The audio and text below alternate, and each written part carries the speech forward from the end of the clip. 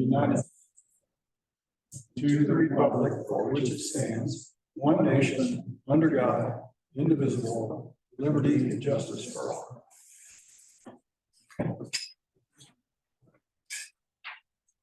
And on to the agenda.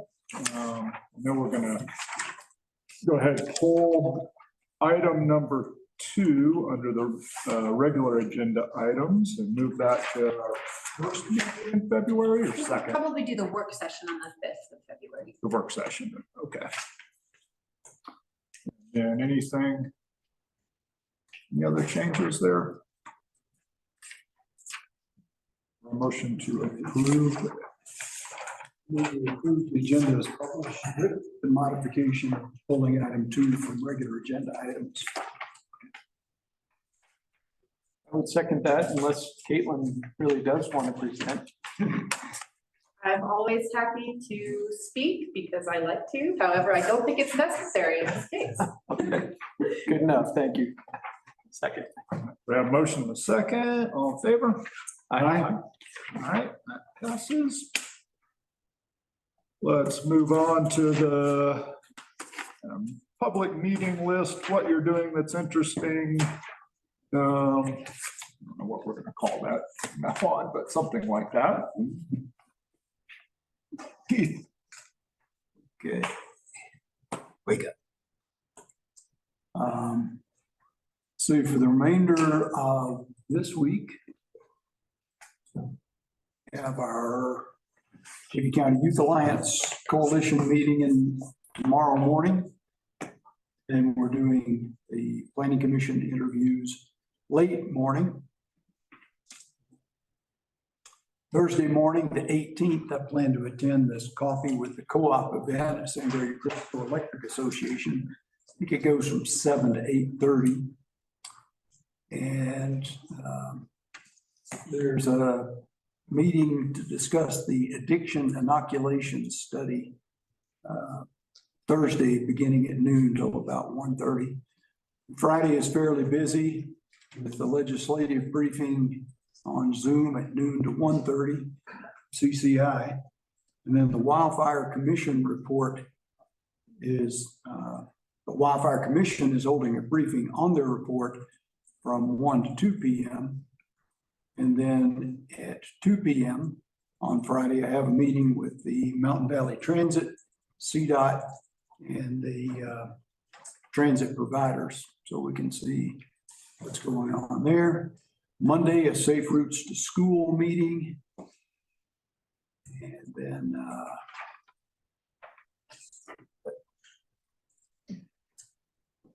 Tuesday, the 23rd, the Chaffee Rec Council meets 1 to 2:30. And then I'm gone for about a week after that. CCAT Housing and Public Health meetings on Friday the 2nd, and then nothing till Monday the 5th. That's it. Yeah, sounds good. Tomorrow, after our planning commission work, a meeting with Water Education Colorado to look at ways to respond to feedback from the CCI meeting, and perhaps doing a much broader water education program in the future that's more standalone, but that is specifically for county and municipal leaders. So you asked about things excited about. I'm excited about that. I think that's it. Yeah, That's a need. That's gonna be a really good thing. Yeah. On Thursday, I have Southeastern Colorado Water Conservancy District board meeting down in Pueblo. The following week, got a meeting between sort of Envision and GOCO, talk about the Colorado Outdoor Strategy Program. And I'm really excited about that too, because we're building towards a meeting in September, be more than a meeting, be like hosting a major event in Chaffee County that ultimately I think is going to try to demonstrate to leaders, appointed and elected, how you do integrate the landscape scale challenges that we've been working on since Envision. And that's getting a lot of traction. So I'm pretty excited about that for next fall, but we're getting moving on it. And then Thursday, Colorado Water Conservation Board has a all-afternoon workshop on this Shoshone power plant water right call and trying to make that a permanent in-stream flow with the likelihood that the power plant itself will be shutting down before too long. And this is consuming an inordinate amount of my time, but it's a really important thing for the West Slope in particular, for the whole Colorado Basin. So kind of excited to work on that because then the next week, 29th and 30th, be in Aurora for the Colorado Water Conservation Board meeting. And then Wednesday through Friday is the Colorado Water Congress. And I'm excited about a panel. I'm on for a general session there at the Water Congress about innovation in agriculture and unlikely alliances. And we'll be talking about kind of how does a community support agriculture? And we've done a very interesting thing with our Common Ground program. So I'm looking forward to explaining that to 550 water experts, so to speak. And that's it. All right, cool, good stuff. Let's see, kind of just highlights. I got EDC meeting, their annual meeting is this afternoon at the steam plant.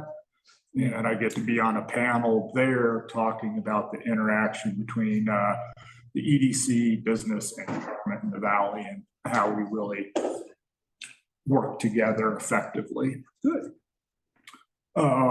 Which, I'm sorry, is that today? That's this afternoon Yeah. at 2:00 at the steam Yeah. plant. I'm not gonna get to be at that one. That's a good panel. Yeah, it'll be pretty fun. I'm looking forward to that. Let's see. There's a meeting on Thursday with the CDPHE about their PFAS action group, and that'll be really interesting, especially as we kind of gear up to take a closer look at our groundwater and PFAS stuff. I will also Thursday, I'm going to do my best to make it to the Salida Chamber of Coffee at the community center that morning. Yeah, Good Friday is going to be pretty stacked up, it looks like, with legislative stuff. You know, the session has started last week. Not a whole lot happened, but I think this is going to get pretty action packed this week. And next week, obviously the rec council, which is always a great, that's next week, right? Yeah. That on my thing. Yeah, that's Tuesday. always a good deal. Airport board meeting on Thursday or Wednesday, which I'm excited about because we got the weather station up and running last week. And if you really want cool, detailed weather analysis for the valley, go to their website and check that out. It's good information. Is that the AWA? AWAS. Yeah. Yep. Great. That's good. And that'll actually help people land at our airport a lot safer and whatnot. Then I'm off to the cast meeting at the end of next week. This is going to be super interesting to be at the cast meeting, trying to cover the steering committee meetings, the CCAT all-member meeting. There's just a lot going on those 2 days, and there's just me, so I'll do my best. You know, odds are I can't be on the steering committee meetings. No. Uh, Entirely certain how that's all gonna break out. Sure we'll get the cliff notes anyways. But then we'll cut it back to our, oh geez. And this is one of those months where we have 2 weeks between meetings, huh? Yeah. Wow. 3 weeks. So then we have, our intergovernmental meeting is coming up on the 30th. So reviving that, that's been kind of a little bit on hiatus, but it'll be great to get back with the municipalities and just visit. Forest Health Council stuff. EDC has their Ascent launch event on February 1st, the Thursday. And that's one of the great economic development programs that they run in the Valley, really helping small local entrepreneurs kick their businesses off and help diversify our economy. They do a great job with that, so I'm looking forward to it. Finding out who this year's cohort for that is and what innovative ideas they're bringing forward to our Valley. Oh, and then just continue tons of legislative stuff. And that'll be, I'm sure by February, it's going to be a hot mess in Denver, so that'll be super fun. All right, that's mostly what's going on that I'm looking forward to. Let's see, let's go to public comment. And let's see, Jerry White. That's the only person I have on my list here. If there's anybody else, David.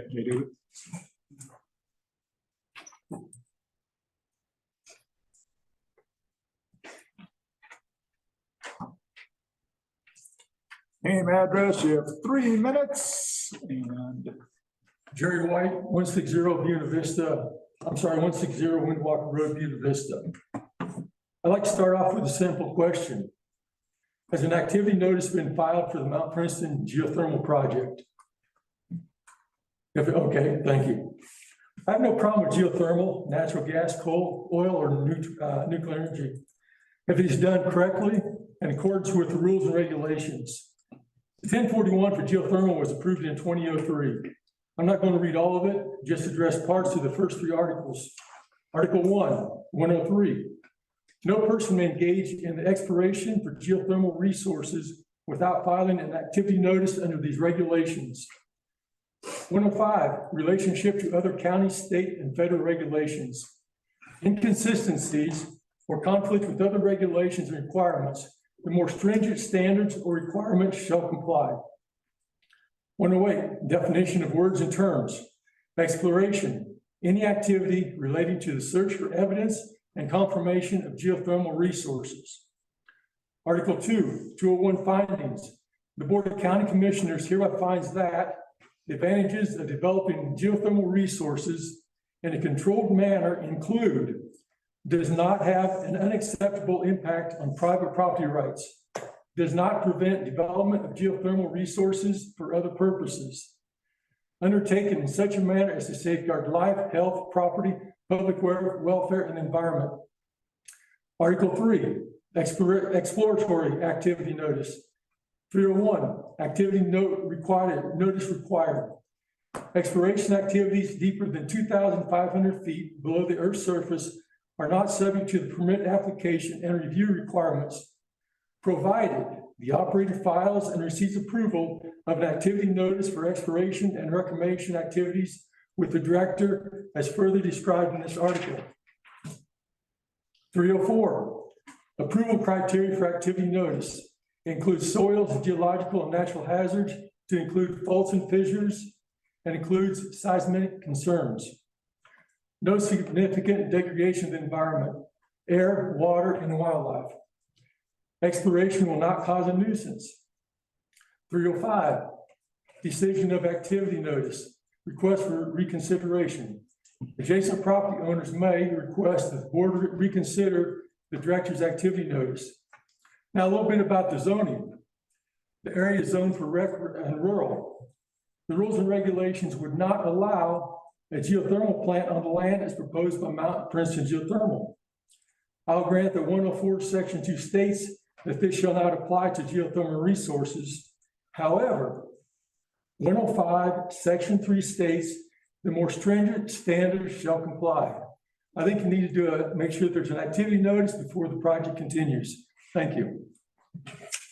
Hey, can I ask a clarifying question, Jerry? Yes. Just a clarifying question. When you refer to director, those quotes there, is that, and that was for, I think it was wells deeper than 2,500 feet?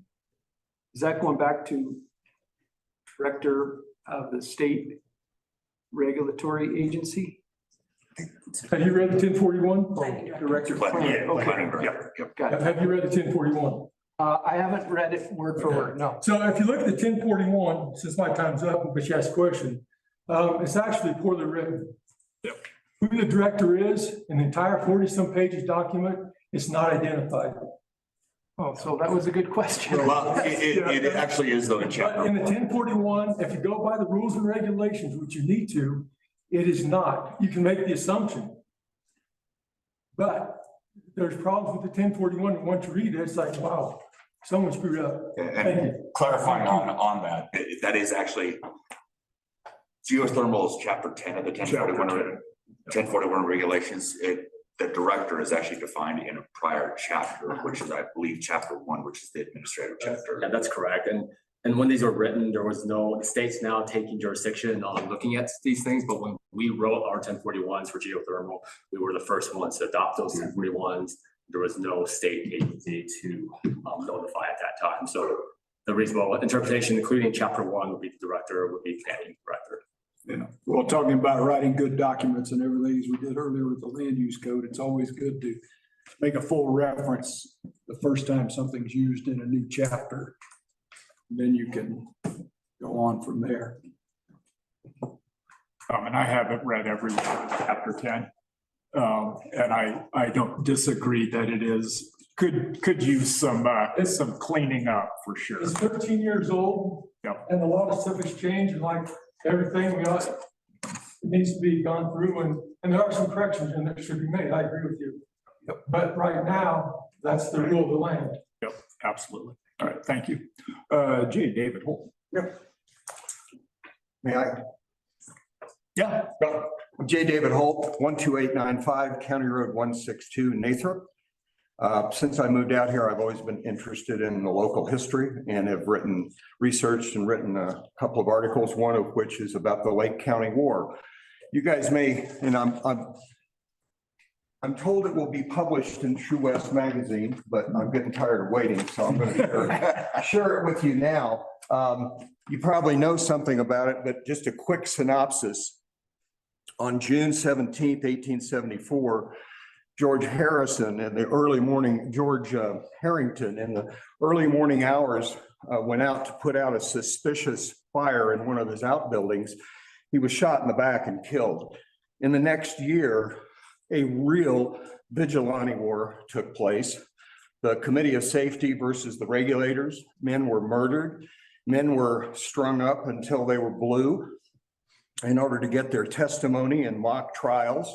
It all concluded a year later on July 3rd, the morning of July 3rd, when the probate judge, Elias Dyer, was shot and killed in his own courtroom in a log cabin in Granite. I would like to see historical markers. One in Granite, one down by what is now the Hill Ranch. I think it's a great story. We have great history here. In my research, I discovered through History Colorado that the state has not erected a historical marker since 2002. Surprisingly, there is no program, state program for historical markers. So I come to you saying, I would love to be involved in a project like this, but it probably is going to have to be a county effort, and I don't know where to start. So I need to know if, and not today, but I need to know if you all are supportive and where I would start. Thanks for your time. Yeah, sounds great. And sounds like this Heritage Area Advisory Board would be a prime suspect for that, so. I'll wait to hear from you. All right, Thank you. thank you. Thank you. All right, that's all I had signed up in the room. Anybody forget to sign up? All right. Do we have anybody online that has a comment? If you do, you can raise your hand or unmute yourself.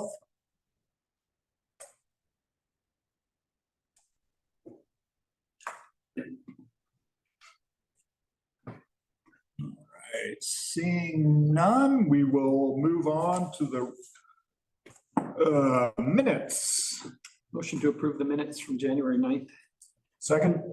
We have a motion and a second to approve the minutes. All in favor? Aye. Aye. And passes. All right, let's see, no contracts today, so let's move on to the consent agenda. These are usually things that we just aren't controversial. Is there anything on there we need to talk about, take off, or motion to approve? I didn't find anything. I'm good with it. I move we approve the consent agenda. Second. We have a motion and a second to approve the consent agenda. All in favor? Aye. Opposed? All right, that passes. Let's move on to the regular agenda items. Let's see, and first thing up is to delegate the CCI proxy designation for CCI steering committees. We've got that one. Real briefly, each year, CCI requests that the counties designate a proxy in the event that the regular delegate is not available. So there's a form in there, and it's pretty relatively simple thing. You're the regular. So would this be designating Commissioner Wood proxy? I wouldn't move that. Okay, second. And we have a motion and a second to designate myself as the CCI proxy. All in favor? Aye. Aye. All right. Proxy now. Yeah. Pretty good, pretty good. I'm looking forward Well, you're to. doing a jam up job right now, so I'm sure you'll continue doing a jam up job. Let's see, common ground presentation for grant partnership project framework. That's Michael Harrigan. Close enough. Did I come close? Hannigan, geez, even read my own writing. Okay, it doesn't matter. Good morning, Michael Hannigan. I'm the vice chair of the Common Ground Committee. And Sid Schnur, another board member of Common Ground, is here today. And I forgot my notes. I usually don't need notes, but I better be smart today instead of slow. So one of the ideas behind the Common Ground ballot language was to be able to use grants and partnerships to advance important projects in Chaffee County. And we have several, the idea was that we want to look at how can we make things more effective, more sustainable, more efficient, and have a longer lasting, higher impact on the community. So our committee has talked about, can we create partnerships from organizations and projects that are already being successful. The organizations are well-established, well-run organizations here in our county. And we realize we have to do things correctly with the county legal system and the Tabor legal system and all of those other things. So the idea is we've created a draft partnership document. And Greg, do you want to speak to that, to where that is in the system, or do other? It's do other included in commissioners the have? packet along with an It was in agenda. the packet. It was in the packet. Okay. We had legal review of the concept and then came back to the board, or the advisory board, to flesh that out. Once we felt like it wasn't going to be a problem, it was anticipated in the ballot language, the Common Ground. And so now we're getting the presentation on doing that. So the idea is that we have a couple of projects. One would be the Conservation Connection that is running really well. It's keeping ag producers working. It's keeping water in the valley. It's actually doing what we've been trying to accomplish with agricultural producers and ag lands in this valley. The other one is the Chaffee rec rangers and rec adopters. And that has just, it took off, and it's just going great guns. some other examples of projects in the future that we could look at for partnerships instead of individual, one grant at a time every year would be things like Chaffee Chips, the fence, the virtual fencing project, and then the portable toilets. Let's be real. We're funding little dribs and drabs of portable toilets at high use trailheads. And it would be really nice if we could just systematize that with Salina Mountain Trails and with Garda and other organizations, rather than having 3 or 4 organizations coming to common ground and saying, we need money for toilets, to systematize that. So the partnership agreement is in your packet. The Common Ground Committee voted unanimously to send this to you, to think about, to figure out the legal words that work and whether this concept would work for us, and try to move ahead with things that make us have an even greater impact on the future in Chaffee County. And just our annual report is online now. I think you can pull it up on the county and the Common Ground website. But to date, Common Ground has granted about $7.6 million into the community, and that's been matched by almost $21 million from the outside. So this ballot initiative is working, and it's doing a great job. So we think this partnership concept is maybe the next phase of how we can get even more done, more efficiently and more effectively for the community. Questions? Excellent.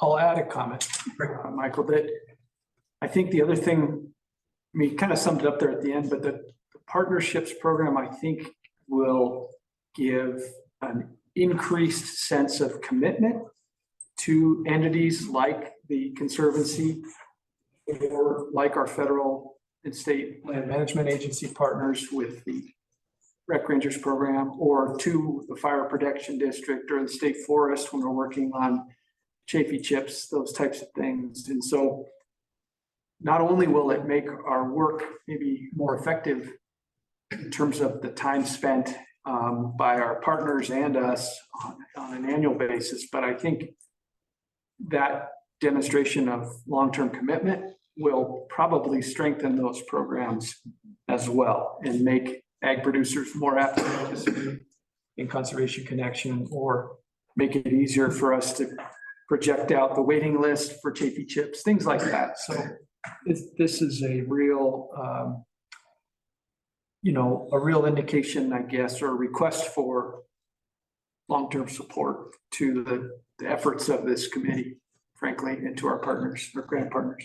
Can I add to that? I think I just need kind of approval from the board. I think the framework, it looks good. I probably need to work with Mike and the committee there to work out kind of stronger language. But I think before we start, I wanted to make sure the board is okay with that. I think what the next step would be making sure what partnerships look, what we're looking for as partners. I think they have that framework there, and maybe really making sure that that's understood, that's outlined well, and then getting a draft kind of grant agreement worked out, so we don't have to, we'll have to refine them depending on each organization's needs, but at least it's there so they understand what they're entering into. I'll also add that the good work they're doing. I've been contacted by several different counties about what we're doing with Common Ground and how we got here and what how we're spending this money. The mitigation, Clear Creek. I mean, tons of counties are actually contacting me and seeing how we're doing this, and hopefully they're contacting you or maybe trying to get this as an example or use us as an example in their local communities as well.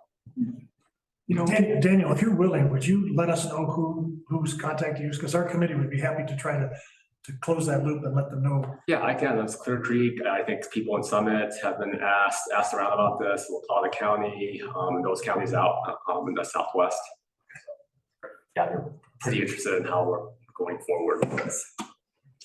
The criteria for our organization to be part of a partnership agreement are pretty strict and pretty significant. It's an organization we need to be able to have worked with them for several years. They need to be mature, financially sustainable, well-run organization. It's not going to be a flood of things that qualify for this partnership. Any other questions? One other comment I might make, Daniel, since you brought up legal review. I do want to just take a minute to thank you and your team, because every grant we do ends up being a contract, and every contract has to go through your office. And same with the Conservation Connection, all those, that's a grant to the Conservancy, but then all those landowner agreements come back through the county. So anyway, just appreciate the amount of work you guys have put into it. It's really been helpful. Yeah, I think we enjoy actually this type of work. I think, it's what the commissioners want, what the people want. And I think it's, it has big benefits that last a long time. Anything else? To Daniel and to Michael as well, and everyone else who was involved.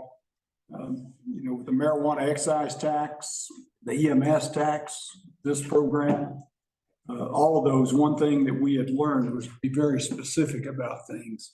I think that's one of the primary things, is you're sharing information with these other counties. I know Summit passed one about the same time we did, but theirs had such a long laundry list. I'm not sure how they ever got it past their voters, and I'm not sure how they manage it. And I'm not sure how they make sure that, well, of course, they have lots of money, but how they can be allocating significant enough sums to be adequate to get anything done. If they give a little piece out to everybody on their list, nobody's really getting much of anything. So I think we've done that pretty well. I think this is one where we really should be patting ourselves on the back. So thank you for your part in that, and METAB and everything else that you've done. We definitely appreciate it. Community Foundation, of course. Thanks. Any other comments or questions? Well, real quick, I think just to kind of these guys' point, I think anytime that we have an opportunity to streamline and make the whole system a little more efficient and better spend the public's money, that's a good thing and a good day. And so I think I like this. That's one of the goals, is to reduce the amount of administrative and time spent that is not actually making an impact, time spent preparing to make an impact, try to reduce that to a minimum. Excellent.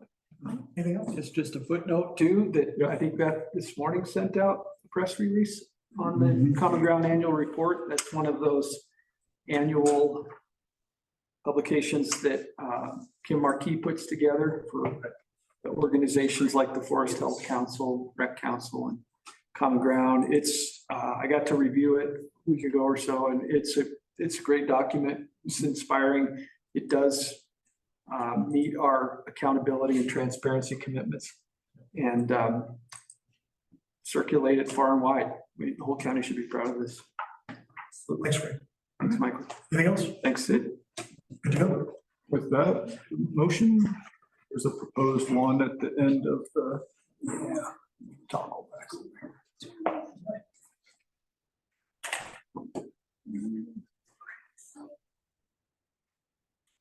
Come on. That's being kind of clunky. Okay.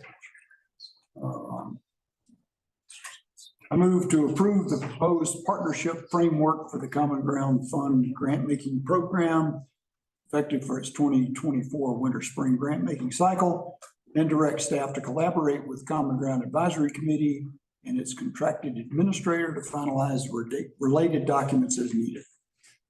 Second. We have a motion and a second to approve the proposed partnership framework for Common Ground. All in favor? Aye. Aye. All right, done. Okay.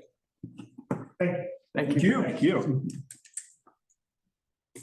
Right, now, looks like we're on to the multi-year special event permit application for the Bonfire Bluegrass Music Festival at the Meadows in Buena Vista. And this was continued from last week.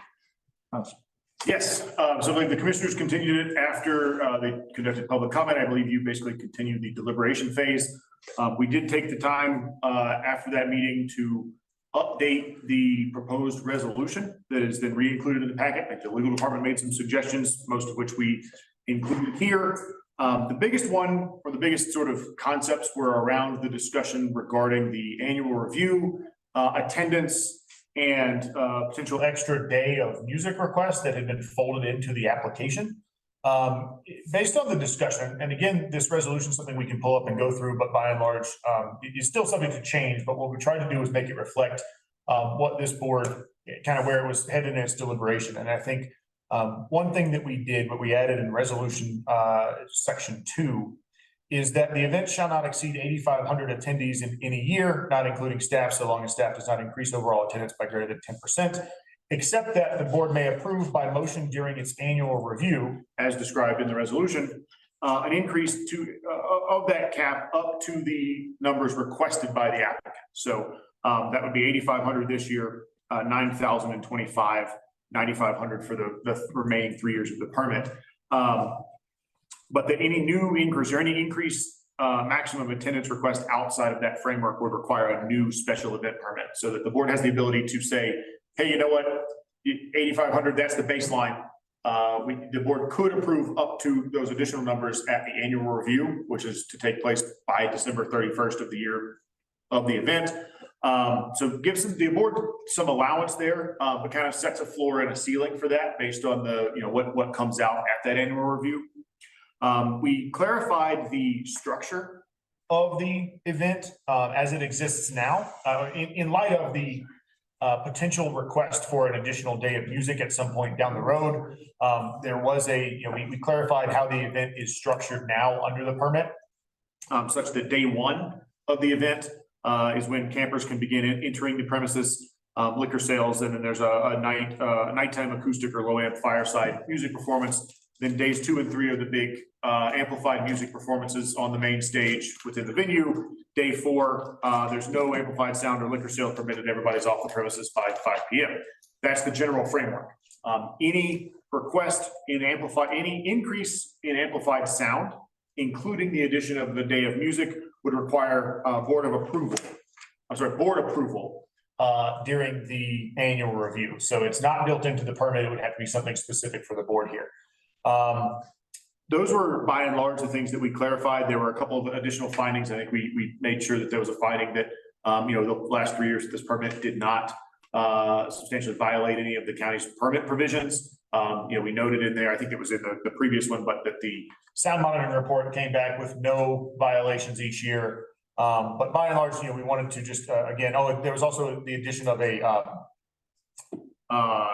specific insurance requirements as we typically require of things. So added those. I think generally speaking, that got where the board was going. We again clarified some language on that annual review, that it occurs no later than December 31st of any year in which the permittee held the event.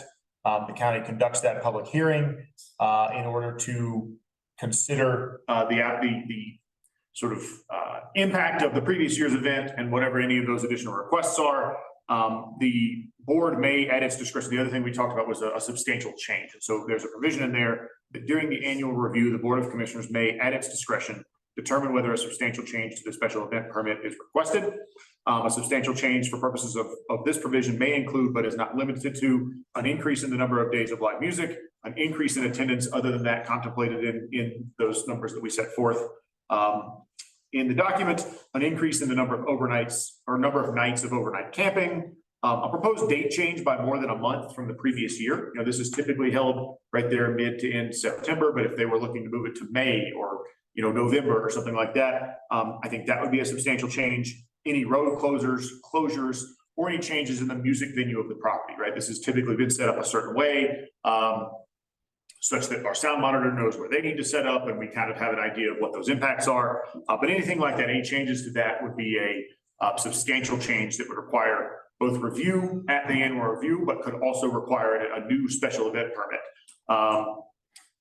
And so those are, and again, no substantial change may be made after the annual review without submitting a new special event permit. So kind of put some guidelines around that, set up that annual review so that we know both now and into the future what we are reviewing, what those impacts might be, what is being considered, and then put guardrails around kind of what the floor of attendance is and what the potential cap is, each year if they kind of meet those requirements and specifically if the board approves it. So that's where we are, that the resolution kind of hopefully reads, that was based on, I think like I said, we tried to make it, realistically within the bounds of what the discussion was last week, but you're certainly welcome to, additional thoughts, changes, questions and all that. I thought you did a great job capturing the discussion. The one, and you know, some of that discussion was spontaneous. I was gonna say shooting from the hip, but you know, I mean, we're in a conversation, right? We're trying to find our way. So one thing that I wasn't totally clear to me was you have the annual review sometime before the end of the year. I guess I wasn't clear if that's sort of a public hearing. It It is. seems like it would need to be, right? If we're looking at some modifications and then, so yeah, I guess maybe that answers my question, but I just wondered if there was some step maybe between annual review and submit a new permit, which is like, hey, you know what? This request falls within, we feel it falls within the context of, you know, it's a substantial change, but it's not rewriting the plan. So we want to have a public hearing specifically on this because we didn't really understand it at the annual review. Or Right. see what I'm saying? Maybe it's a continuation of the annual review. Right, I think you could do that, and again, in the annual review section, it does say no later than December 1st of the year, et cetera. The county shall conduct a public hearing. Okay. So it is a public hearing, and it would be designed to set up to, you know, ostensibly, you know, letters, public comments, information, et cetera, would be submitted prior to that hearing to be in the packet to be considered as part of any decision that was made. I think what the planning department will likely kind of take that and say, okay, here's what we're looking at. You know, this is, if it's 2025 going into 2026, is there a requested increase in attendance up to that 9,500 number? Is that warranted? You know, what are the responses from our, you know, other departments? You know, did Road and Bridge have any issues? Did the Sheriff's Department, does the town of Buena Vista have any requests, that kind of thing? All of that would be considered there. But it, you know, and those would be basically for the changes to the event. And I think the baseline then would be the event would operate the way that it did the year prior. But there's also provisions in there for revocation or probationary status where you could say, hey, you know what, you really failed on this account last year. You know, you got to fix this next year or else we got to take a look at it the following. Or the other way and say, hey, this was really great. We want you to keep doing that thing. So, you know, these things do kind of change over time, but we wanted to make sure we set parameters so that everybody know what the general outline of this event would look like. And I think from there, you know, again, setting up any substantive change, that's a new hearing. That's a new application process, but minor changes reviewed at that annual review. Yeah. I appreciate you putting a firm deadline in there for that annual review, because frequently we say we're going to do things and we don't deadline them and they don't happen. This doesn't preclude any earlier staff and promoter activity to critique the event and to identify things that could have been done better and shortcomings and other things, does it? It is not, no. I mean, I know typically, I believe Bonfire has done an after action within the few weeks afterwards. I have not attended those, but I think they've been held up in BV, I think maybe even here. But this doesn't take the place of that. They can still do all of that.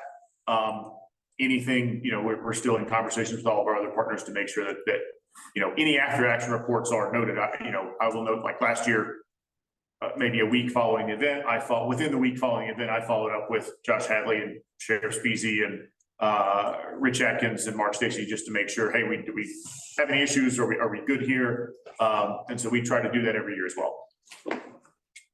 And this is making that more public and making people more aware of it, which I think is good. People should know that. And I do like incorporating that you did incorporate that incentive aspect of increasing the attendance on an annual basis, but it's not just automatic. There's two sides of that. It's kind of implying that if everything goes well and everything runs smoothly, then the increase will happen, but it's not a guarantee that if things don't go well, they may not be increased. Certainly, and that, honestly, that follows to the, what we were told from the applicant as well. They said last year they didn't request an increase because they wanted to dial it in. And so I think, I don't think Scotty's on here. I let him know it'd be about 9:45 when we dealt with it, but he said he was in and out of meetings today. And so I think that follows along with what their expectation of the event is. That they're not going to try to go up and do anything different if it didn't work the year prior. And this sets that, this specifically puts that in as part of the conditions of the event. Did he get to review the resolution? I did not send it to him. It was published in the packet. I think we let him know it was there. But I haven't heard from him about that one way or the other. And I will note, there's one thing we can clean up before it's signed. If this is approved in this format, there are a couple of, I think, errant parentheses and something from the, we had a number of track changes, drafts going back and forth. So we'll make sure that it's clean. Yeah, I saw an extra period in there somewhere. Right, that sounds good. I think, I thought it also addressed most of the conversation. It seemed to be a good reflection of what we discussed, so. Any other thoughts on that, or are we ready to make a motion? You ready for a motion? Sure, I'm always ready. Move we approve Chaffee County, Colorado Resolution 2024-18, conditional in granting her request for a multi-year special event permit submitted by Bonfire Entertainment for a multi-day festival to be held at a location in Chaffee County, Colorado, known as the Meadows. Second. All right, we have a motion and a second. The motion is to approve the bonfire multi-year permit. All in favor? Aye. Opposed? All right, very good. Thank you. Boy. Let's see. Oh, man, this is, Man, we're cruising. yeah. You got it. Here's this, this is gonna be one of the bigger things we deal with for a while, I suspect. Yeah. Ultimately. So, discussion regarding the proposed expansion of Clear Creek Reservoir, Set for 11 o'clock, 'cause I think. oh, it is noticed for 11. So we have an hour and 10 minutes. Miles said earlier, he thinks they're coming in person too. I was led to believe they are. I don't know if the weather changed yet, but I have not heard anything. We had some scheduling with David Showit, but also when I saw Blue Triton on the agenda, I thought we'll set it back a little bit, but that kind of, so we've got an hour. All right. You want to tackle active projects and then go on a coffee run? Yeah.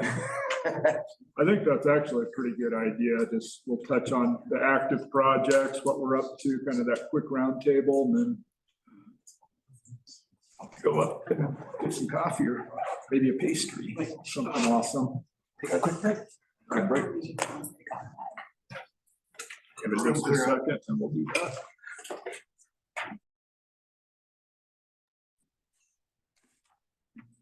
Yeah. Nothing new. Yeah. I know I just certified the mill levies. That's pretty exciting. You do it. And then I'll also be sending out a comparison from last year, just to give you an idea of the increases for all the different entities. Yep, great. Don't want to steal Danny's thunder, but I don't think he's here. We did get a signed acceptance letter from GIS for the GIS position. Okay. It's the second signed acceptance letter we've had. So Kathy in HR has sort of taken a lights of their eyes approach to this, but hopefully by January 29th, we'll know. But we're excited about that. Well, that is great news, actually, yeah. We are making progress on a number of our capital projects, including DA's office should be completed this week, so they'll be set to move in over the course of the next month, and then we can proceed with reutilizing that space for our staff. Okay, great. Daniel, you got anything? I do not, thank you. Keith?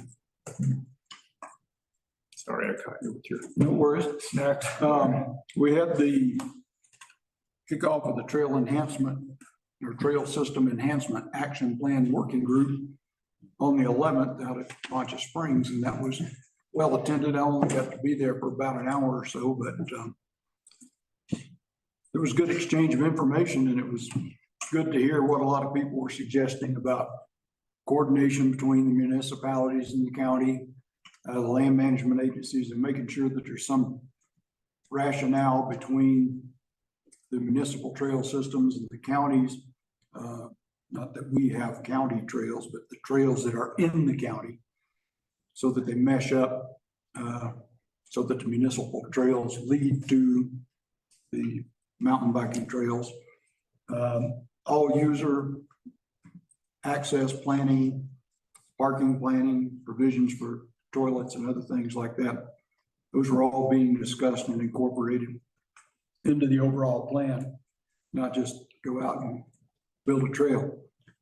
Then we had a CCAT discussion on the 12th about legislation and things that are coming up and things that are going on in the negotiations and bill crafting. There was a comment or a question came up about a bill from last year, SB 23-075, that had to do with sealing youth records. And I guess somebody at CDHS or somewhere decided that it was too hard or something, so they just came out with a blanket thing like all records will be sealed, as I understood it. I can clarify that, Keith. Yeah, did you, I copied you on that question, right? Well, it's a sealing of records. It's the courts that, generally the courts are being lazy because they don't want to seal or review all records that contain juvenile information. So they're basically sealing all records, which does prevent actually some more my job or my office's job difficult for DHS records and social workers records, because we do access those records, especially parents' records that are not related to a specific DHS case, but maybe related to their ability to parent well. And we're sealed out of those. These were not attorneys or records or party of record on that. It hasn't been a big issue here because I think we can, actually go into the court, but in the larger counties, it does present an issue for a lot of not legal or law enforcement related agencies doing their jobs that need access to records. There is, I think, a not loophole, but a advisory statement coming out from the AGs that says that we are allowed this information. So I don't think we've had specific issues here, but I know that a lot of the bigger front range counties are having problems with accessing information. Okay. Yeah, I sent that to Susan and Monica, asking about it. I haven't heard, fair shake here.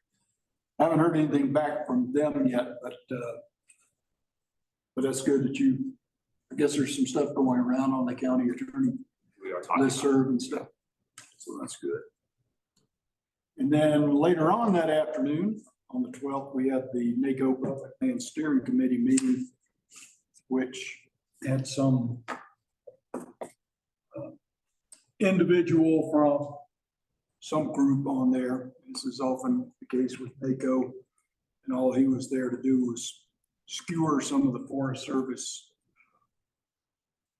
planning and policies, rulemaking and some other stuff.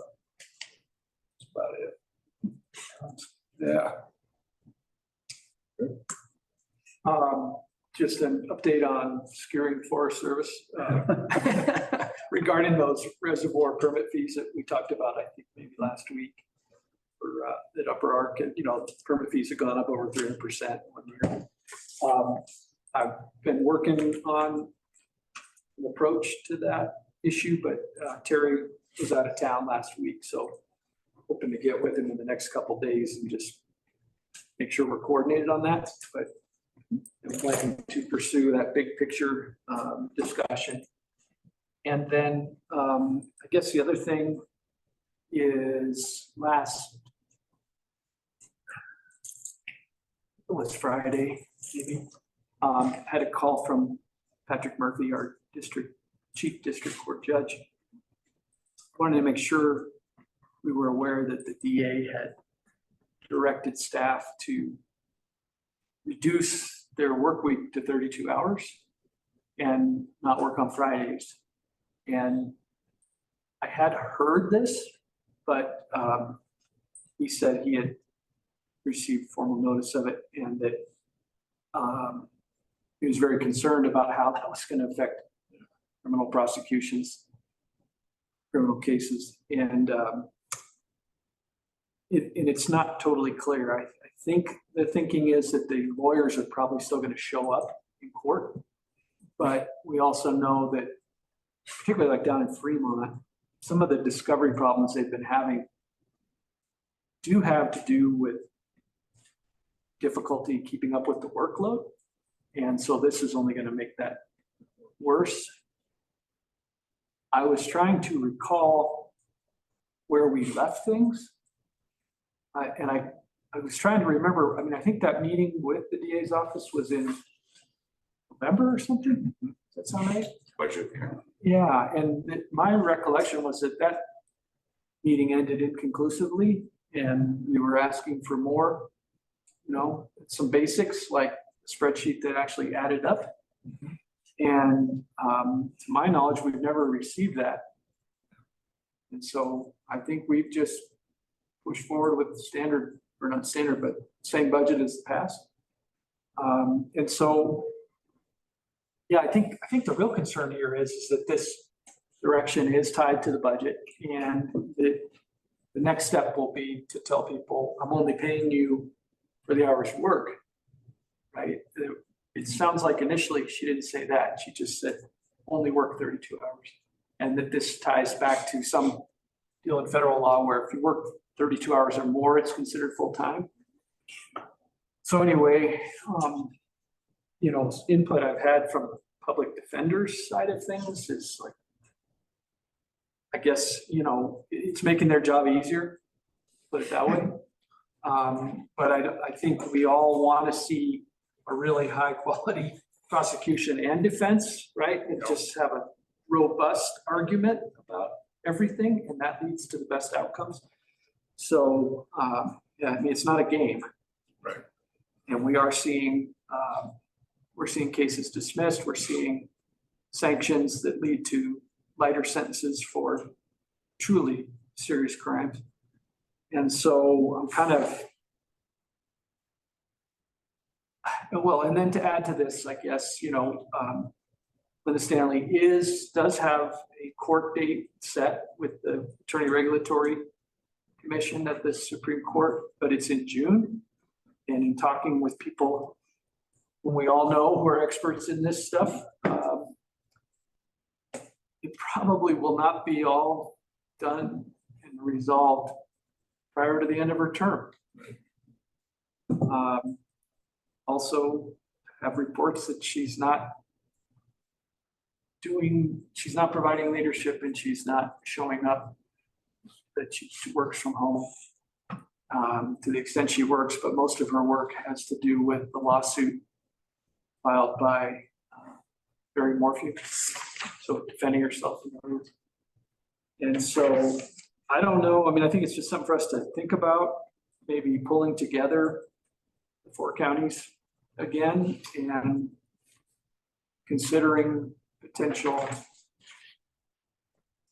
actions that we could take, may or may not be effective, but at least get on record with our perspective on this. I'm very frustrated by it. Yeah, it's, I mean, you know, you're spending a lot of money with the sheriff department, local police out there trying to stop criminals, and then the district attorney's just tossing them to the wind. It's, you know, it doesn't make any sense at all. I totally agree with you. We need to do something. Yeah. Well, I guess if you guys feel that way, I was gonna reach out. I sort of have these 3, you know, Dwayne McFall, Dick Elsner, and Phil Kanda that I usually communicate with on this stuff. Right. Maybe just reach out to them and see if they want to pull something together. I just kind of almost feel like some sort of formal letter to the community is in order, or a letter to her, a public letter to her or something. Yep. Yeah, just I'm hearing more and more stories about cases that it just is unbelievable. All right, well, I'll see what I can do following up on that. All right, sounds good. Just real quick for me, I think last Thursday, and I mentioned this, I think, last week, but the Colorado microgrid roadmap stakeholders kind of kickoff meeting was on Thursday. Some really interesting stuff going on with that. We'll see what kind of funding becomes available, but really the idea being to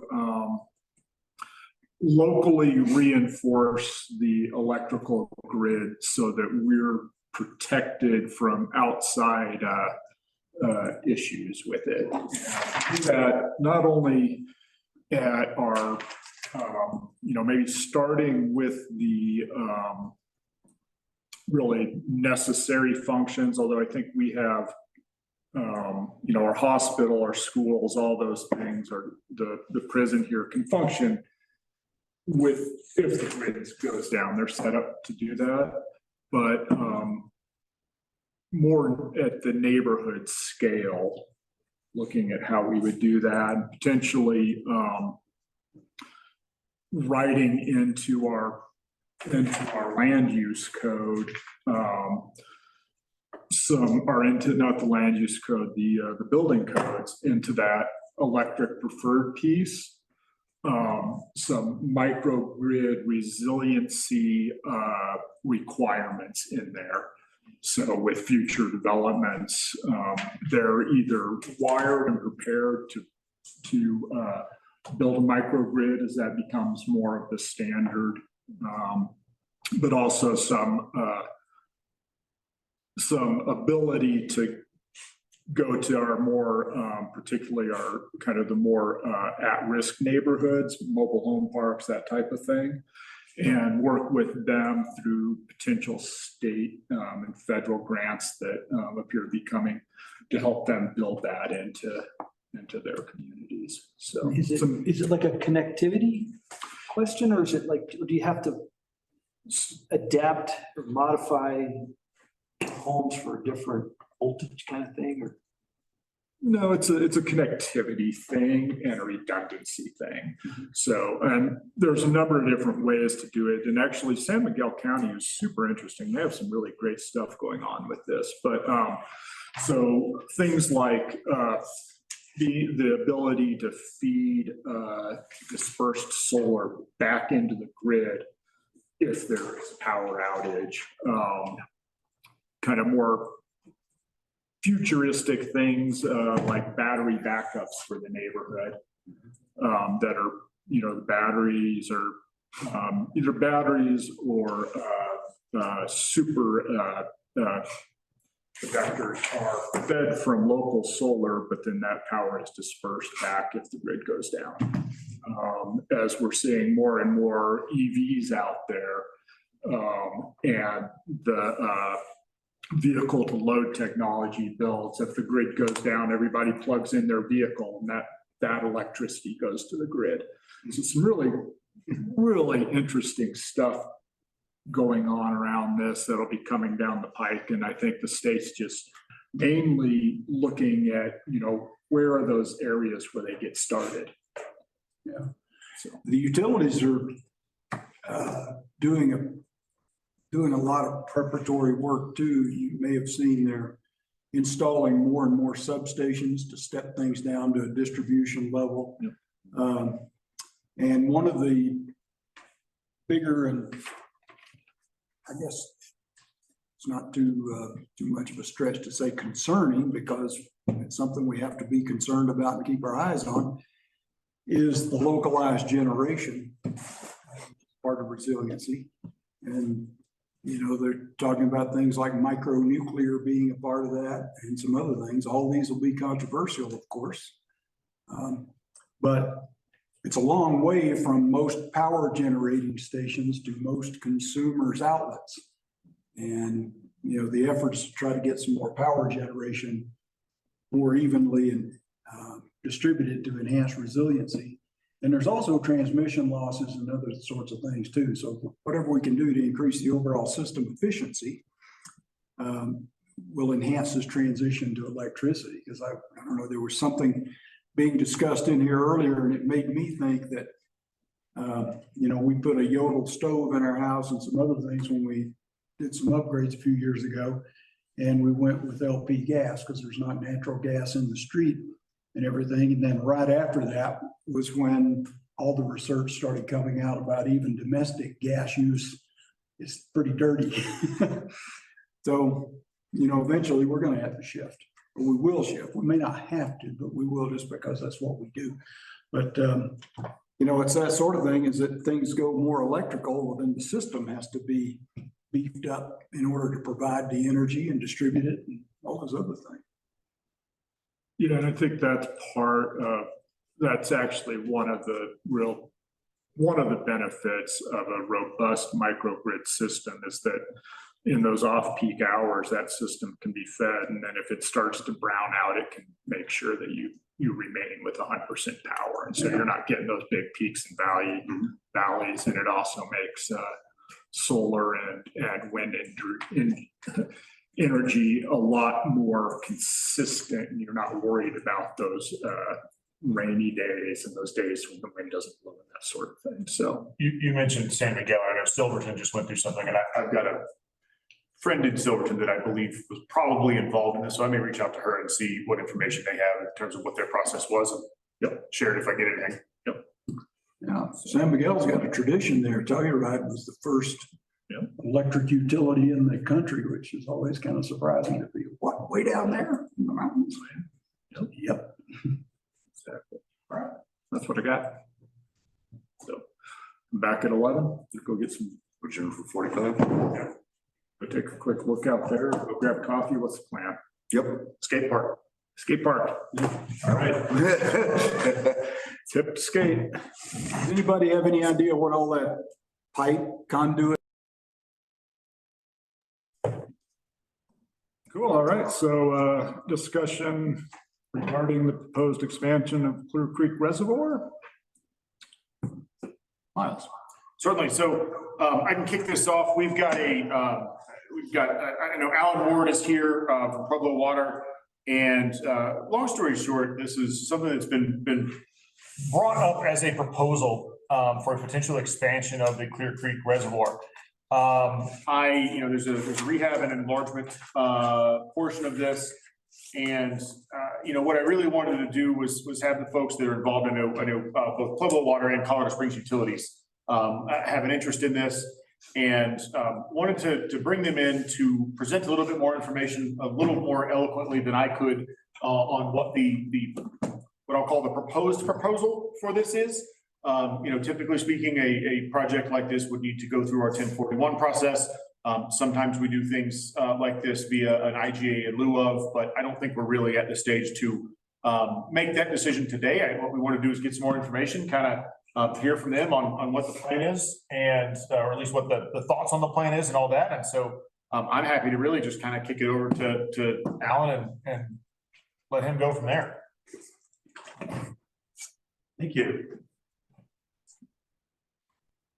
Well, it's good to be in Chaffee County today. I mentioned to some people it's quite a bit warmer here than it is down in Pueblo today. Miles, when I try to share my screen, it says it's been disabled. We will have to give you those permissions.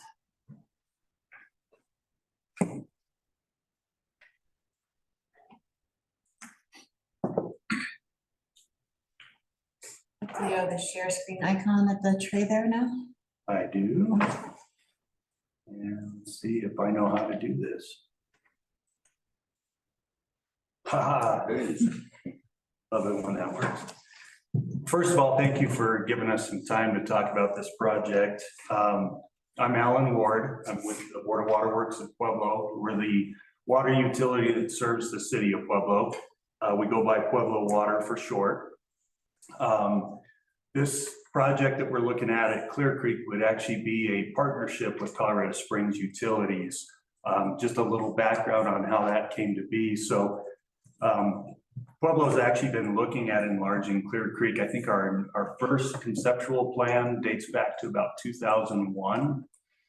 And we've been, so it's been on our future plans for quite a while, but Pueblo is not growing very fast. And in fact, our conservation has been, our per capita use is going down faster than we're growing. So we actually use less water than we did 20, 25 years ago.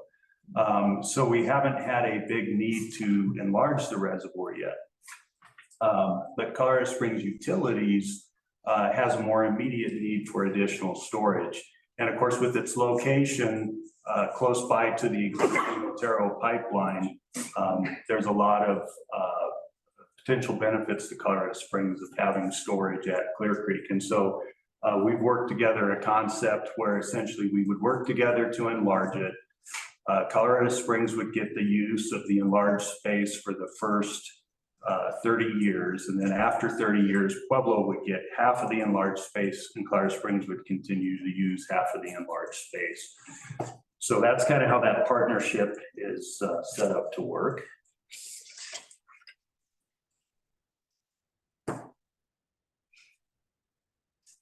So the history of this site, and I really love these photos. These were William H. Jackson photos taken from the same vantage point, sitting on the mountains there on the east side of the Arkansas River looking up Clear Creek Valley. And so there's a photo before the dam was built, also before the highway is there. And then a photo after the dam and the highway were put in. So this valley was formed by glaciers advancing and retreating through previous ice ages. And it left what are called lateral moraines. So as it pushes all that material, some of it gets pushed off to the sides. And it's pretty clear there in those photos, especially on the left side, as you look at that photo of the valley, where it left that pile of material there. And so essentially what the dam did is it connected those two lateral moraines to form a basin. The dam was built in 1902. For many years, it was used by the Otero Irrigation Company down in Otero County, kind of in the Rocky Ford area. In 1955, they sold the reservoir to Pueblo Water. Since then, we've spent a lot of money doing various projects to upgrade the dam for improved safety. Kind of learned that one of the reasons I think Otero sold it, it's a bit of a money pit. It has some challenges related to the glacial foundation. So the purposes of this project, one is to bring it up to modern dam safety standards. So the challenge with the dam as it is today, because of the glaciers, it leaves a lot of gravel and rock behind. And so the dam is built on a foundation of rock and gravel, which allows a lot of water to seep through. And so we've constantly battled seepage issues over the years. I would say the dam is at its safest as it's probably ever been right now. However, the expectations of the state dam safety branch have gone higher, and they've now put us under a storage restriction until we can address the seepage issues. And then, of course, the other reason for doing the enlargement, we can take care of some of the seepage issues in the process, but we can also increase water storage to support resiliency, reliability, and flexibility in meeting the water demands of Pueblo and Colorado Springs into the future. So just some basic stats on the project. The current dam is about 70 feet high. We propose taking it to 106 feet for an increase of 36 vertical feet. The capacity would go from 11,140, although currently restricted to 9,100 acre feet, up to just under 30,000 acre feet for an increase of almost 19,000 acre feet of storage space. And then the surface area, when it's full now, is 414 acres. It would go up to 631 acres, so an increase of 217 acres. And of course, that increased footprint is one of the big impacts of enlarging the reservoir. So this here is a map showing the current configuration of Clear Creek Reservoir, how it would be expanded. Also has land ownership on there. So the areas shaded in blue are BLM property. Areas shaded in green are Forest Service property, and then yellow is various private land holdings. Now, Pueblo already owns most of the private land that the reservoir currently sits on. As we enlarge the reservoir, though, it would actually back up onto one parcel of Circle A. And we're in negotiations right now with the owner of the Circle A Ranch to acquire that parcel. If you're kind of familiar with the area up the valley there, this is not the one that has the lodge on it.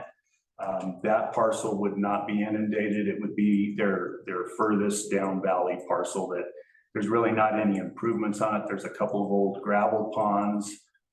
And I think there's a shooting stand where they do some skeet shooting there as well on that parcel that would be inundated. And feel free if you want to stop me at any point mid presentation, that's fine. And I'll also, obviously, we can go through any questions and discussion at the end as well. So this shows kind of what physically would happen with the dam expansion. So the dam would be built on the downstream side of the current dam. So it's going to get closer to the highway. Starting kind of over at the left, one of the impacts it will have that I'm sure the county is going to be interested in is the county road that heads up Clear Creek Valley there. There's going to be places we'll have to move that further uphill because it would be inundated in places under the new reservoir. And so part of the project will be to push that road a little further up the hill, get it at a higher elevation. So we'll be adding to the embankment, like I say, on the downstream side, all the way across. The old outlet works that you've probably seen as you've driven by the highway there, those will remain. However, we will slip line that with a new pipe. And it'll have to be extended because right now where the plunge pool where the current outlet discharges to would actually be covered by the enlarged embankment. So we'll have to extend that pipeline a ways, pretty much right to the highway is where that would discharge. You can see there's a little area just, at least in the way this map's oriented, it's just below the dam where it's called an upstream buttress. That one is, we're not sure that we'll have to build that at this point. The purpose of that is in the event of a earthquake, some of these soils may be liquefiable, meaning that, you know, if they get shaken, they start to flow. And we'll do some more geologic testing in that area to confirm those soils. But if they are indeed the type that could start to move in an earthquake, that buttress is just to hold everything in place in the event of shaking.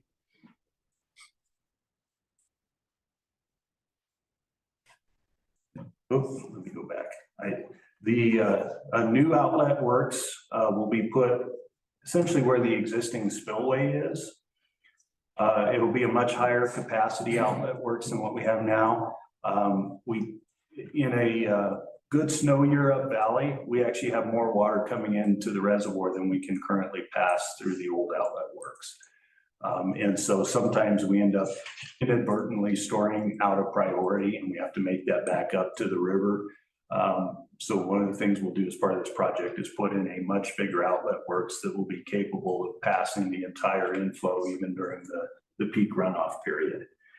And then there'll be a new spillway put in there at the very, that's the south end of the dam there, is where the new spillway will be put in.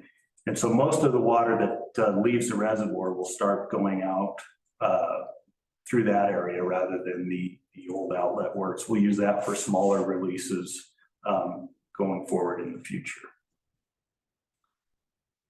So I'm sure one of the things that you're concerned about is the recreational impact. This reservoir gets heavy recreational use. It's managed by Colorado Parks and Wildlife as the Clear Creek Reservoir Wildlife Area. There's currently a boat ramp and there's a campground upstream of the reservoir right along the creek. Those facilities obviously would be inundated by the expansion of the reservoir. It's our intent, if Colorado Parks and Wildlife wants to continue to manage it as a recreation facility, we would be happy to have them continue that. We'll work with CPW to figure out, do they still want a campground there? I'm sure they'll want a boat ramp. And so we'll be looking at ways to replace those facilities as the reservoir is enlarged so it can continue its use as a recreation facility. And then, of course, the voluntary flow management program is probably near and dear to your hearts as far as recreation in the area. Pueblo Water and Colorado Springs are longtime supporters and participants in the VFMP, and that would continue with the enlargement of the reservoir. We wouldn't expect that the enlargement would interfere with the VFMP, and in fact, once it gets filled up with water, we should have greater flexibility to time water for the benefit of the flow management program. I'd say at this point, both Colorado Springs and Pueblo Water, through various agreements with Chaffee County, I think when it did its RICD, we've made some commitments of how we'd operate in the future relative to the flow management program. So it's not simply Alan Ward promising you this. We have written agreements about our continued involvement in that program. So another big impact of this project is going to be to aquatic resources in the area. So there's significant wetlands that would be inundated as the reservoir backs further up the valley. There's also a few small wetlands at the base of the existing dam, which are essentially fed by seepage. Those would be also impacted as we add on to the dam on the downstream side. We'll have impacts to Clear Creek as far as, less of it will be open stream, more of it will be reservoir. And then those two gravel ponds that I talked about that are on Circle A property, there are quite a few boreal toads that have moved in there. And boreal toads are they're a threatened species in Colorado, they're not federally listed, but the state has them listed as a threatened species. And so we'll have to mitigate that. What our plan is, especially for the wetlands and the stream impacts, maybe not for the boreal toad issue, but Pueblo Water owns a ranch just north of Leadville along Highway 24, right along Tennessee Creek. And actually, this was going to be a reservoir site. That's why we purchased this ranch in the 1950s, right about the time we got Clear Creek. I think Otero came to us and said, "Why are you buying this land for a reservoir up in Lake County? Why don't you just buy one that's already built?" And so we purchased this property and just bought Clear Creek and just sort of sat on it for a long time. The neighboring ranch came up for sale in 1999, and we purchased that with the intent of building a reservoir at this site. Pretty quickly, once we started hiring consultants to look at what it would take to permit this project, we found that we have a lot of wetlands at this site in Lake County, and there was just no way that we could ever get a reservoir permitted there because of the impact to wetlands, specifically fen wetlands at that site. But there's also a lot of opportunity to improve and enhance and expand the wetlands and fens at this property. And so what we'd look at doing to offset the impacts that we'd have at Clear Creek is we would make improvements and expand and enhance wetlands and fens and stream along Tennessee Creek through the ranch here.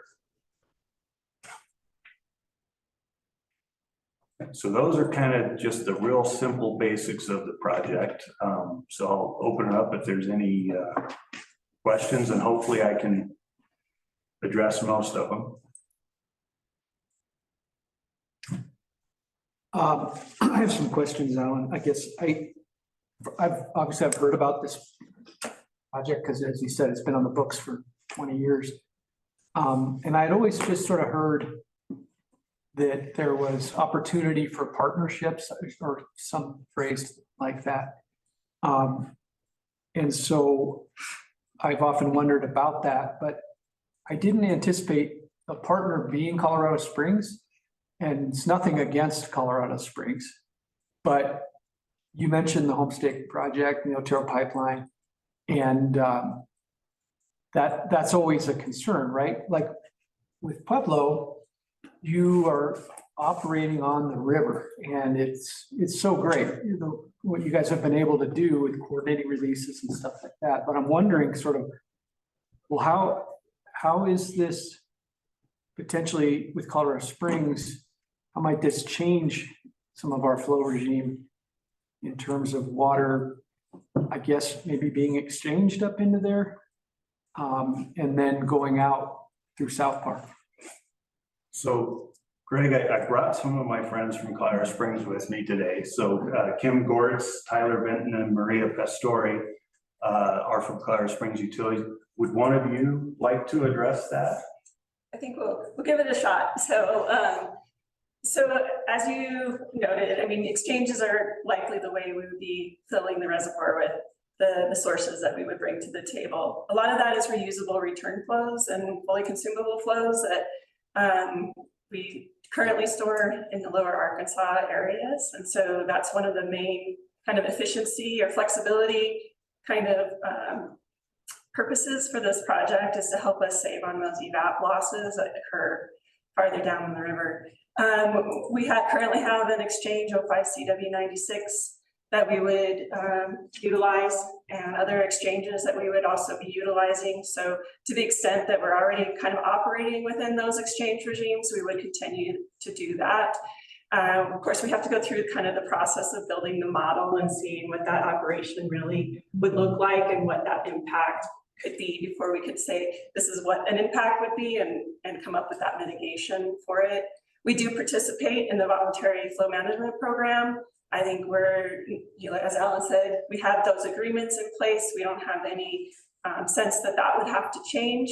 And so that would give us more flexibility as well, as we're storing up in the upper Arkansas to be able to manage through that and potentially deliver down into the Pueblo Reservoir if we're not going right to Otero.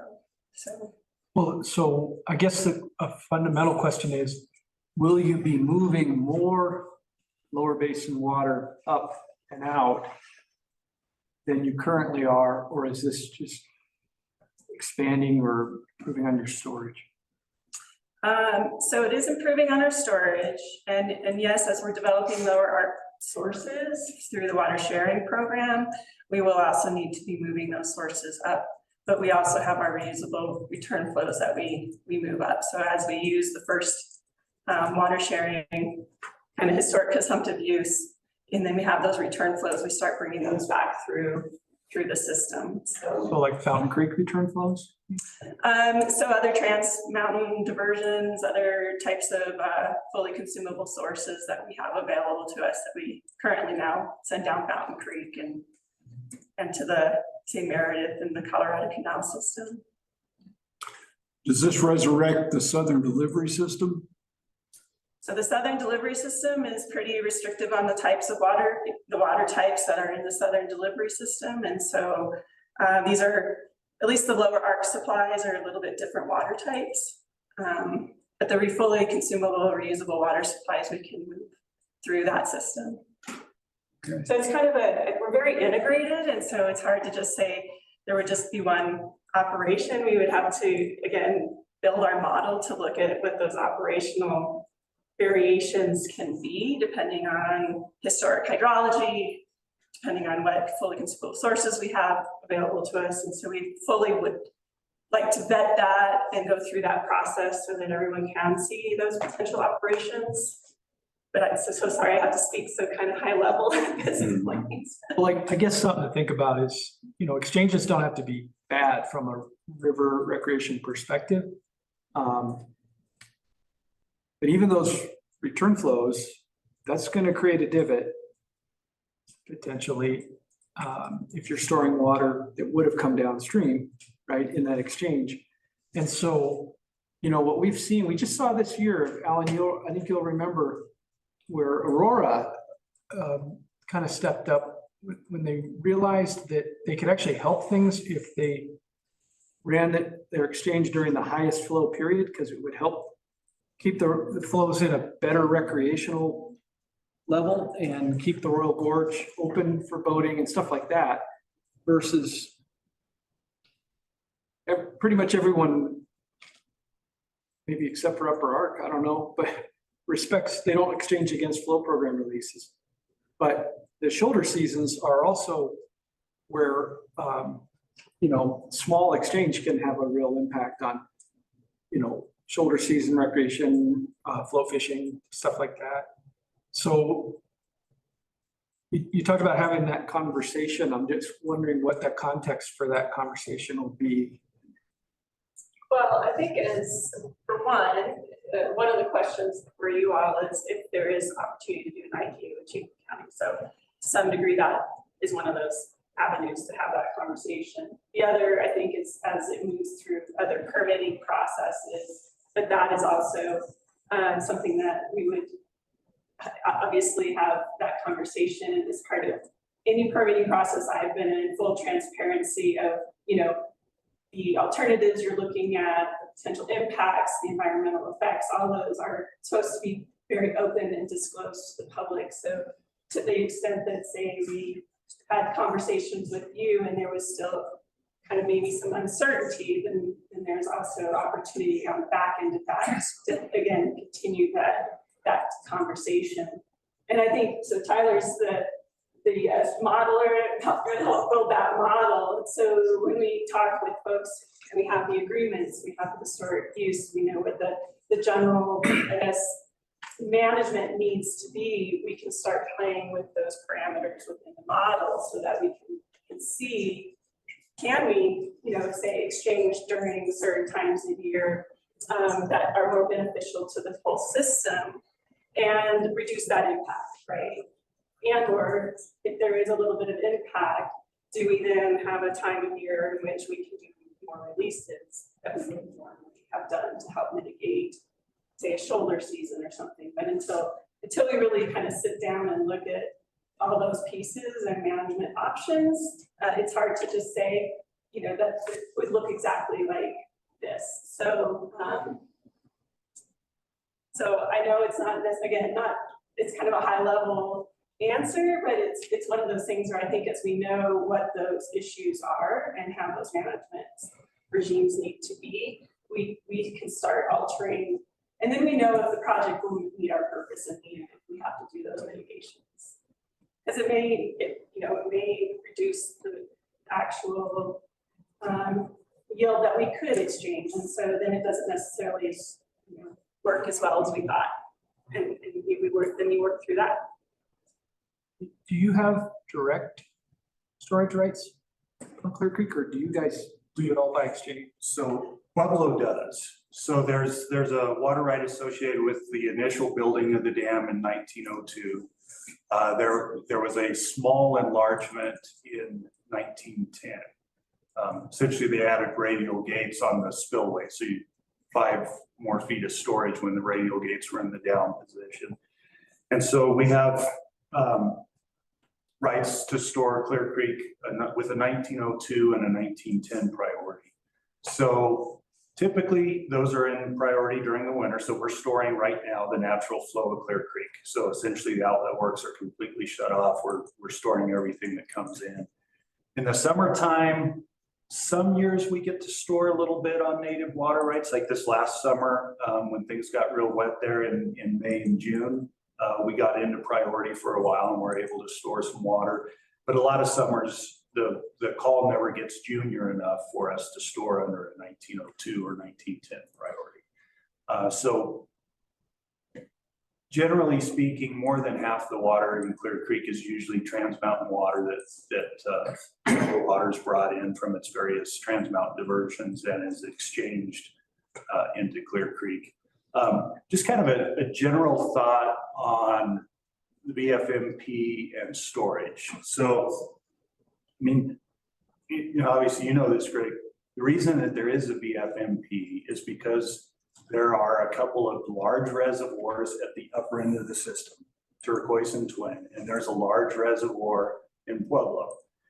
Having those reservoirs gives you a flexibility on the timing of when water moves. Absent the reservoirs, generally what we'd see in this area is we'd see a really big flow in late May into June, and maybe a little bit into July, and very little flow by the time you got to late July or August. And so we've been able to use those reservoirs to retime water for the benefit of recreation.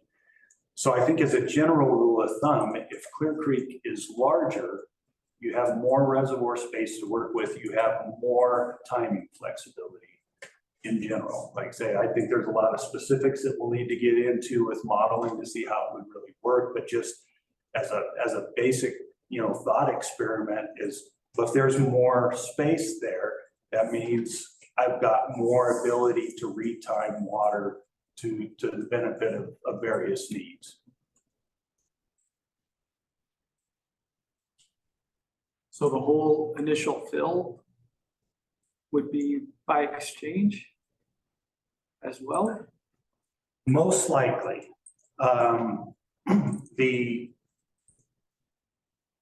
The storage right for the enlargement is like I think we have a 2001 priority on that. The last time the river call was that junior was 1999. So I wouldn't count on filling it off of natural flow. It's most likely going to be Trans Mountain water that gets exchanged, and at least from Pueblo's side of things. And so, and maybe I ought to get into that just a little bit. So when we put Trans Mountain water in, it doesn't really affect the flow below Clear Creek. Because what would happen is we have, for example, we have a couple of ditches that come from the west slope over Tennessee Pass, and they come into Tennessee Creek. So that's extra water that's in the river at Tennessee Creek. It joins the Arkansas, and then we store an equal amount at Clear Creek. So Clear Creek, throttles back a little bit, and we just leave that Trans Mountain water going down river. So the net flow in the river is exactly the same when we exchange from our Trans Mountain sources into Clear Creek Reservoir. Now, Colorado Springs is more likely to be moving some water up from lower in the valley, so they might have an impact on stream flows as they fill that new space. If they're bringing it up from either, Fountain Creek return flows or from the Colorado Canal system, there could be a reduced stream flow during the times they're trying to fill up that space. We're also looking at maybe the connection between our home stake line into, so maybe potentially filling with those types of sources as well. That was my next question. Is there any thought to an inflow to the reservoir from the river or from Twin Lakes or your pipeline, I guess? I think it's a possibility that we're exploring. We might be able to move water directly from Twin Lakes to Clear Creek using that pipeline. Of course, there's the river intake that I don't know if it's high enough elevation though to fill Clear Creek. It's pretty close. Yeah. On the cusp. I mean, it's literally right across the highway from Clear Creek. Yeah, where that doesn't sit a lot higher elevation wise.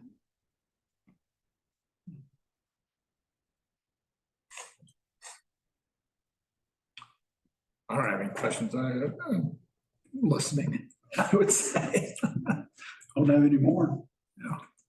It's an interesting concept. Like I said, we would really appreciate the opportunity to talk to you. We would certainly be eager to explore the idea of an IGA in lieu of 1041 permit if that's something that looks like it works for you guys. So we'd like to continue the conversation on that.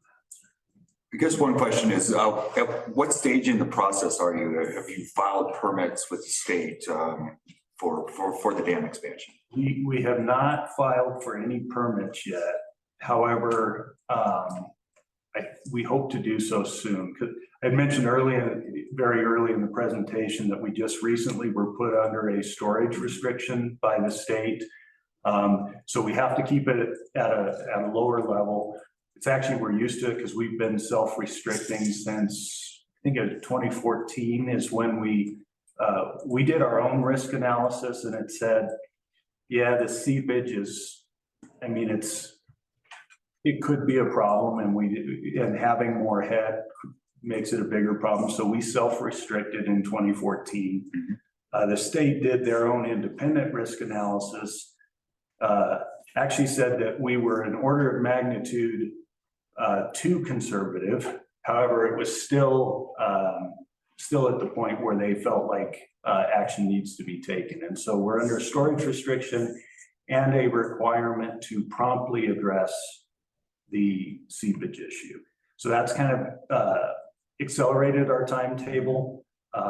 So we would like to start applying for permits within the next year as we start to collect all the necessary information we need to get those applications ready. And as far as water court, do you have to file anything for additional storage rights, or how does that work? I don't think Pueblo doesn't anticipate doing so. We have a junior storage right that will probably never be in priority for it.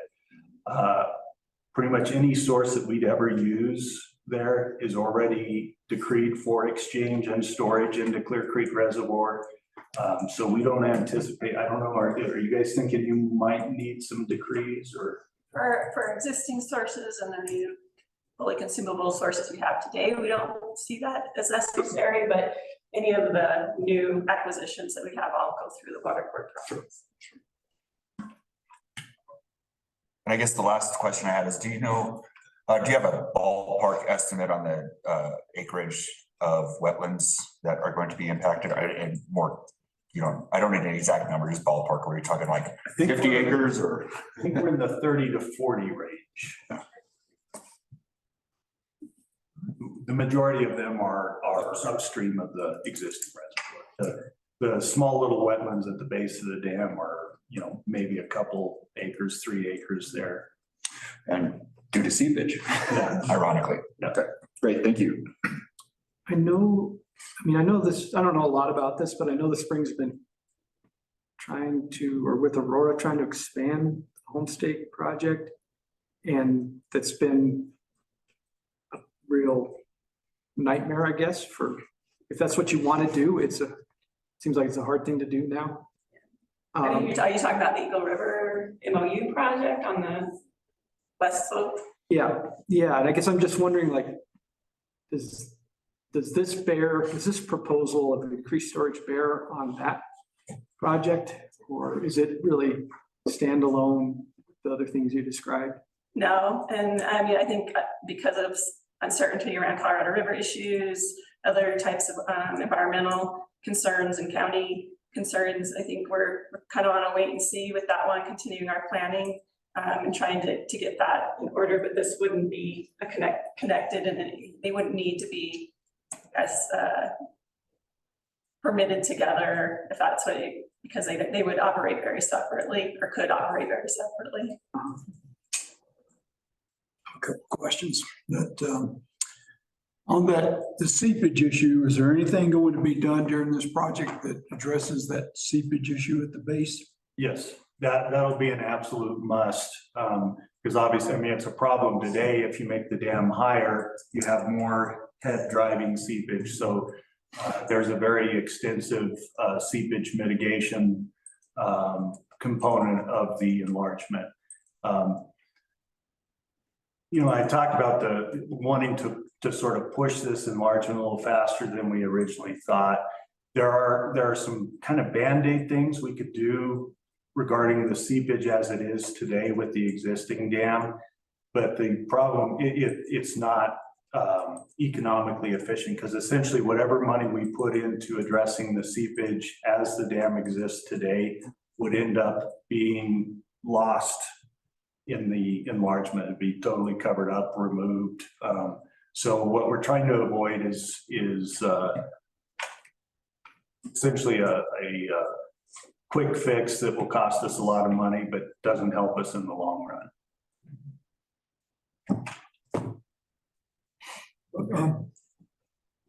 How long do you think this project will take?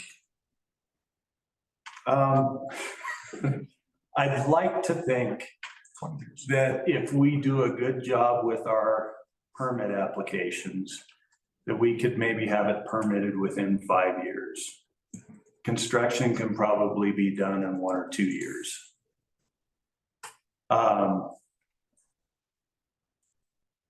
You know, it's probably no secret to anyone here that getting large projects permitted, especially the federal permits, is complete unknown though. So I mean, it's one of these, it could take us 3 years, it could take us 15 years.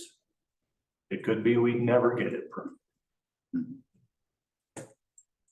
Then I guess the other kind of related question to that is, do you have any idea, even wild speculation, how long it would take to transfer enough water into it that it actually didn't look just like a giant wall with a puddle? So to fill it, I guess, is. Yeah. I said that in a really long way. So as far as like the flow of Clear Creek, it's a pretty big basin. I think it's over 50 square miles. You know, assuming that you have a source that you can exchange in there, you could probably fill it in a single season.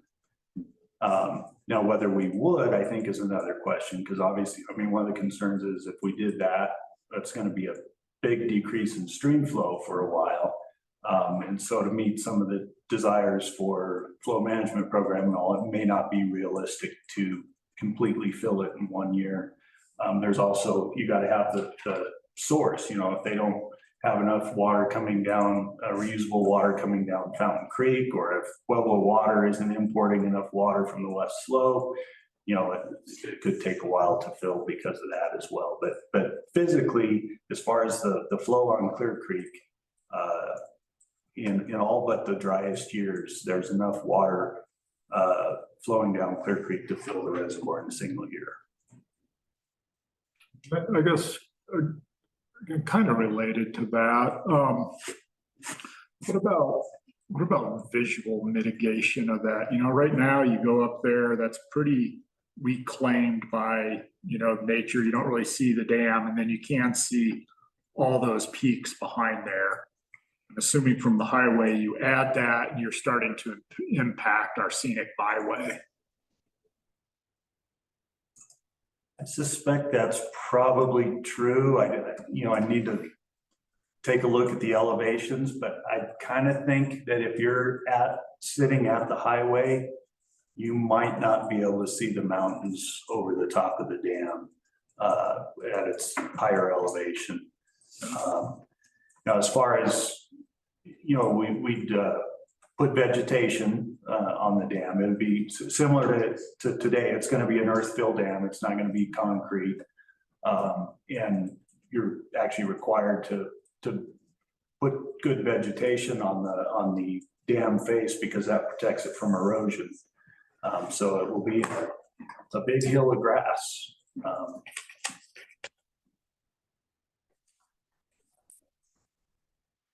Last week at the Arkansas Basin Roundtable, we had a presentation on this new wild horse reservoir. It's also being served by the Otero pipeline.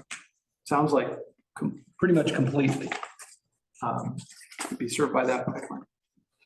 And so then you know, talk about presumably this water being stored up there. There's a good chance a lot of it will also go out the Otero pipeline.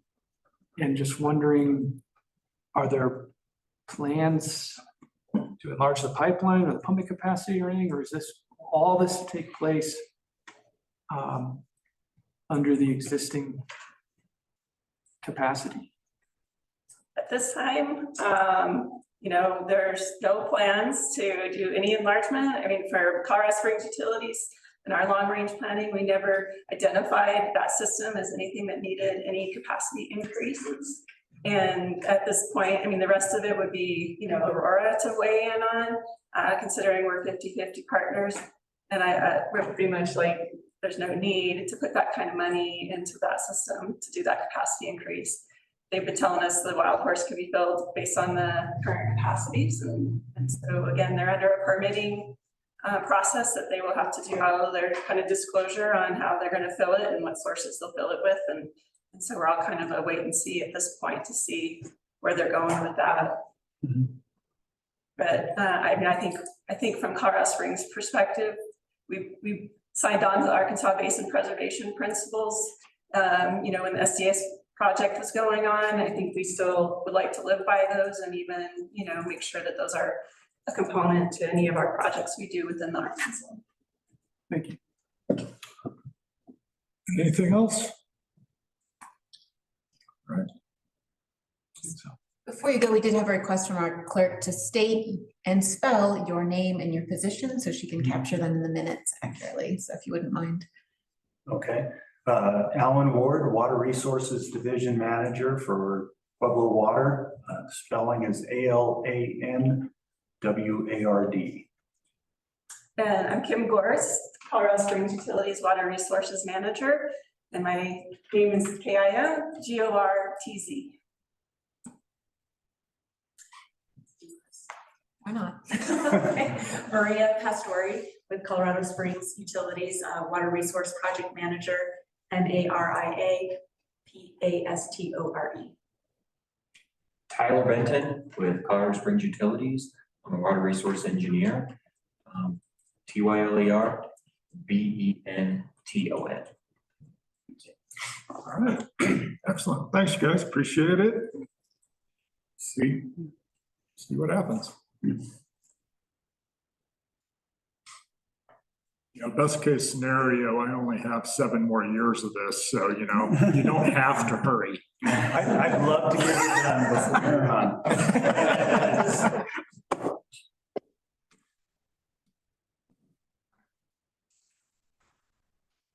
For us, then we are going to enter into executive session, I think, to kind of recap this under CRS 246-402-4B for the purpose of receiving legal advice on specific legal questions involving the proposed expansion of Clear Creek Reservoir. You have a motion to do that? Exec session. Second? Motion second. Session. All in favor? Aye. Aye. All right, we will now enter into executive session. Give me one moment to. This is, it's right. Information and no further recording of record is necessary.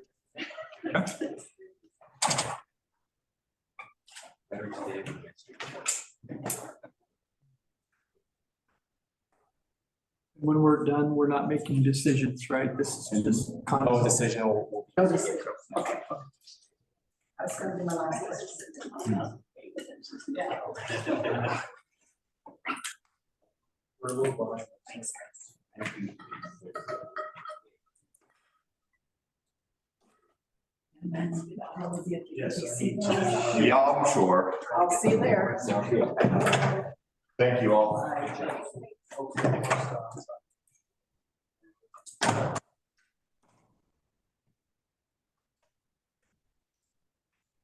Soundproof floor.